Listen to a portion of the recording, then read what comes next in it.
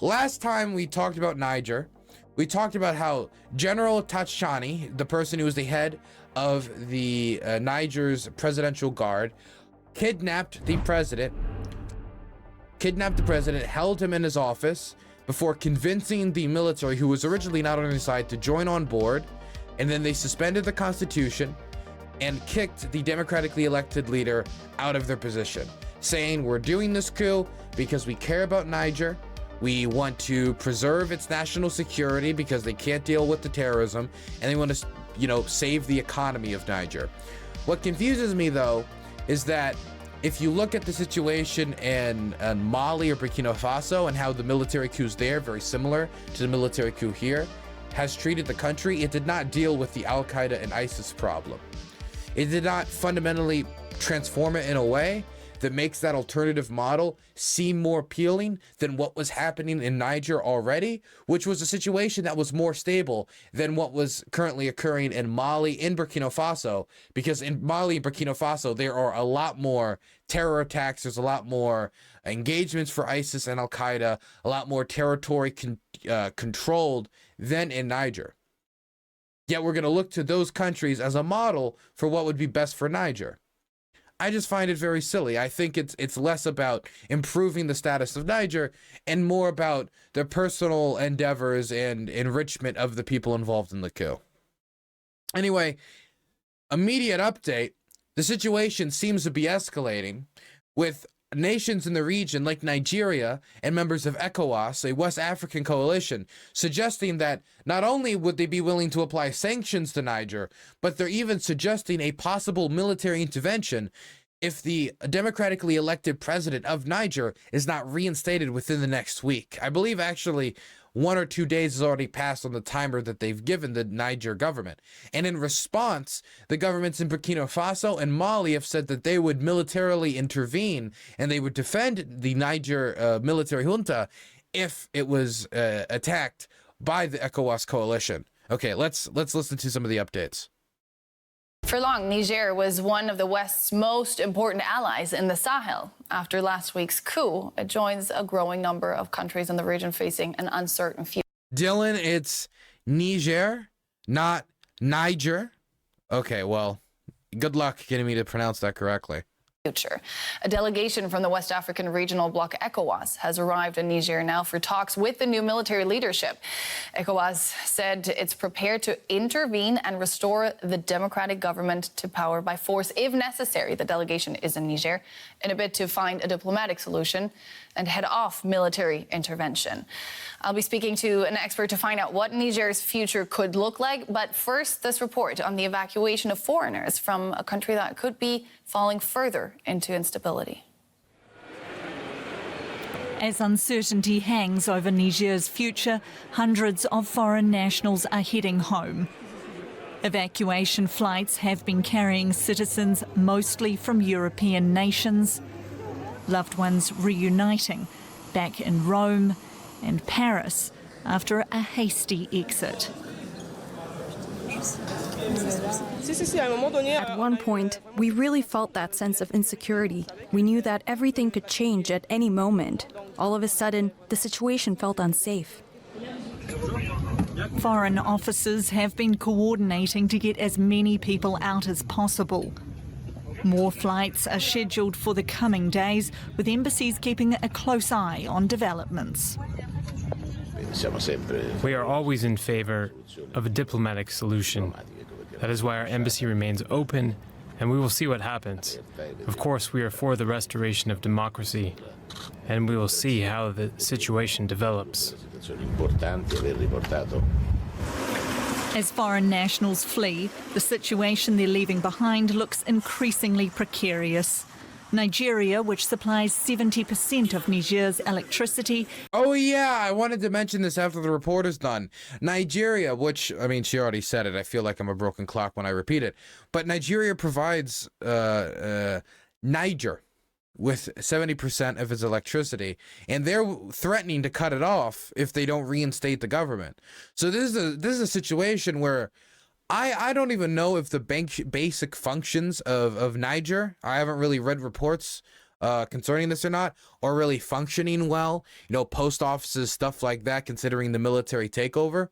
But if basic services stop functioning, as the entirety of a coalition of ECOWAS starts to form a possible military intervention, right, which could expand into a regional conflict if Mali and Burkina Faso, and maybe even the Wagner Group get involved.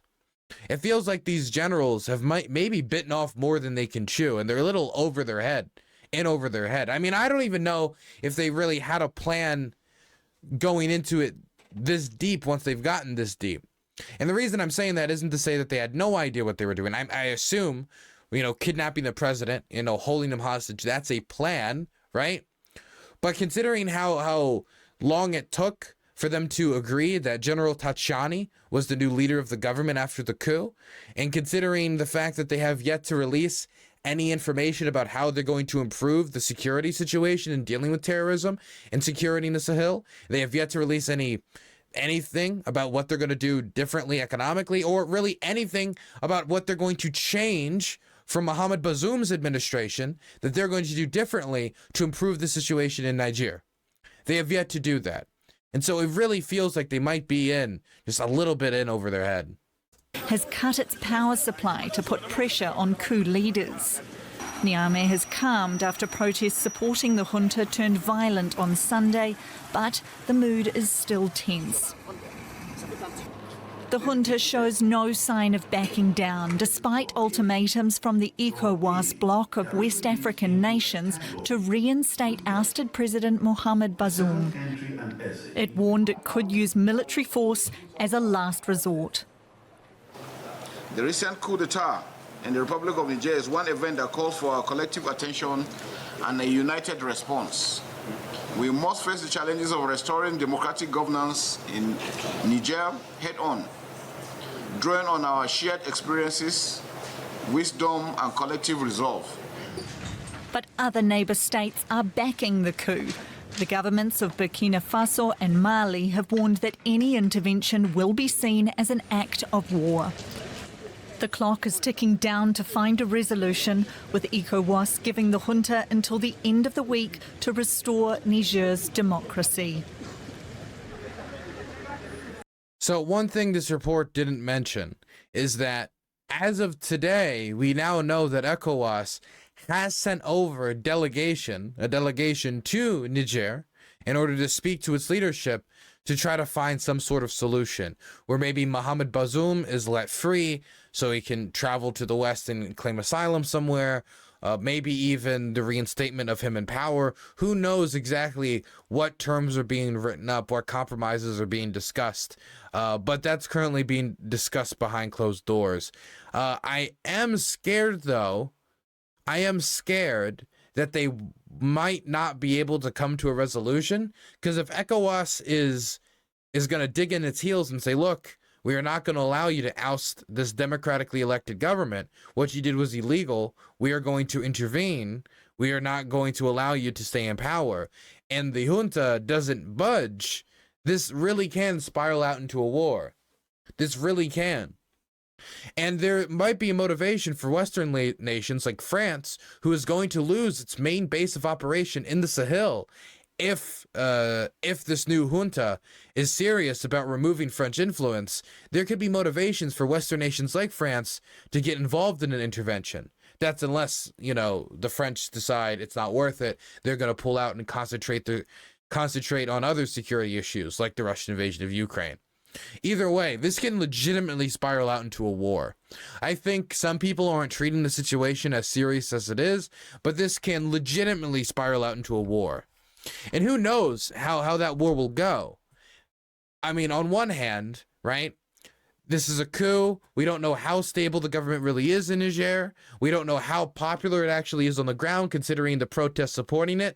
They allow to go on. The protest against it. They beat down upon those protests. They shoot in the air. They intimidate those protesters to get off the street. So we don't know really how stable that government is, how long it would take, how well it would perform. We don't really know. But also, are these countries willing to make the long-term investment necessary to rebuild Niger, depending on how violent the fighting is, how much destruction it causes, and making sure that you fill up the power vacuum that terror groups like ISIL and Al-Qaeda almost certainly would love to fill.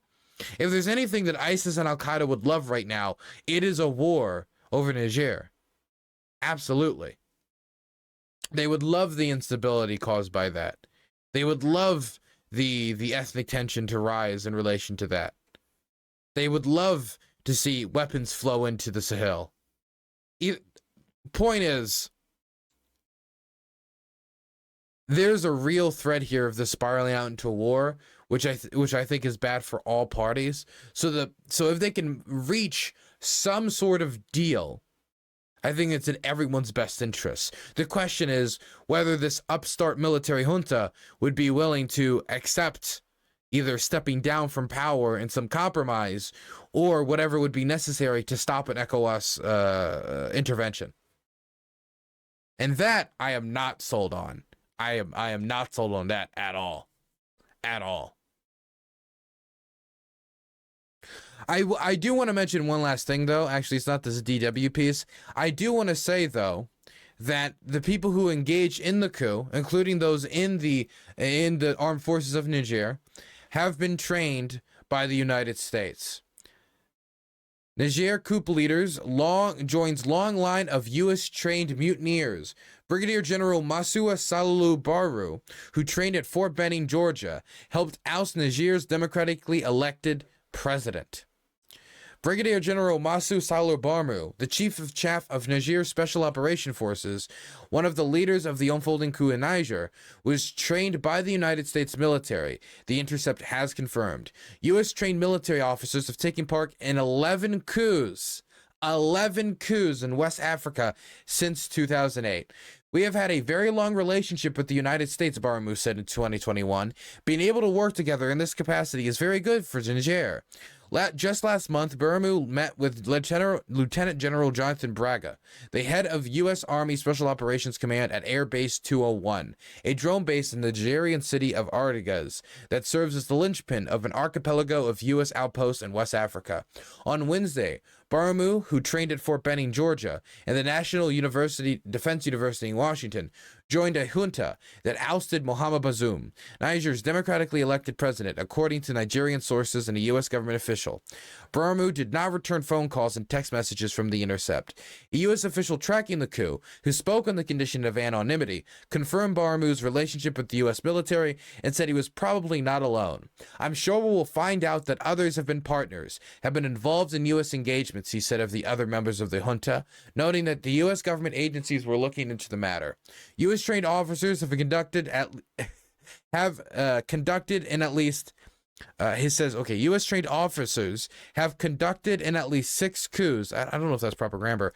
Have conducted in at least 6 coups in neighboring Burkina Faso and Mali since 2012. They have also been involved in recent takeovers in Gambia, Guinea, I don't know how to say that one, Mauritania, I don't know how to say that, I'm very sorry, and Niger, 2023, this recent one. We train to standards, the laws of war and democratic standards, said the U.S. official. These are foreign military personnel. We can't control what they do. We have no way to stop them.